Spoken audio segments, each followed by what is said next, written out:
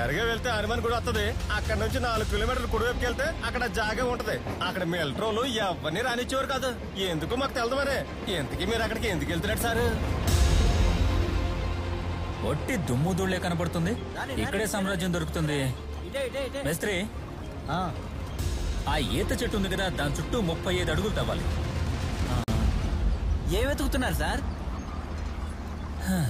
నాకు తెలీదు.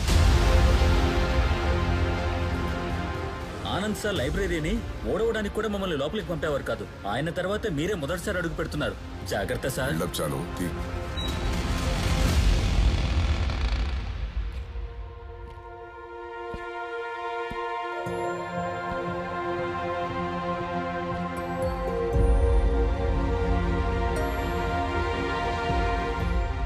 హలో, ఏ ఏడు శానా పని ఉంది. ఇప్పుడు రాలేను. తెల్లారుదామని వస్తా. ఏడు పని ముగించుకొని సరిగ్గా వినిపించట్లా.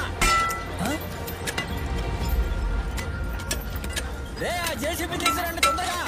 అన్నా, ఏదో పెద్ద రాయిలాగే ఉంది. రే, అట్లా తాళ్ళు చేతులు కూడా తీసుకురండి. నేను మళ్ళీ చేస్తాను. There must be another copy of the book somewhere. వెతకండి. ఇంకొద్దిగా చెప్పండి రా. అట్లే కట్టండి. చాలు రండి. పక్కన తిరగండి, తిరగండి.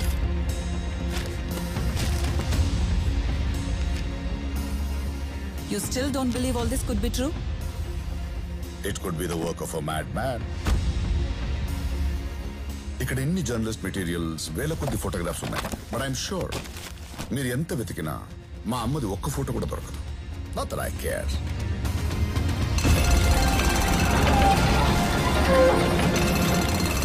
అండ్ యు నో వాట్, మీకు కూడా అంత ఉత్సాహం ఉన్నట్టు నాకు అనిపించట్లేదు.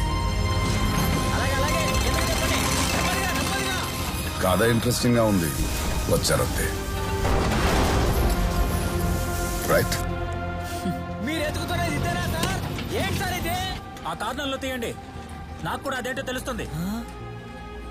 ఒక ప్రజాస్వామ్య దేశంలో 70 కోట్ల జనం మధ్య అంత పెద్ద సామ్రాజ్యం, అంత పెద్ద వ్యవస్థ ఎలా అనే ఉత్సుకత ఉంది.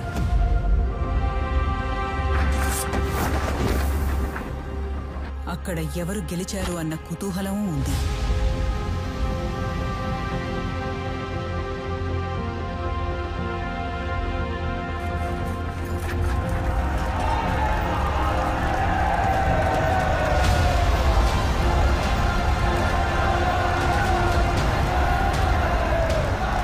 యుద్ధాలు జరిగేది విజయం కోసం.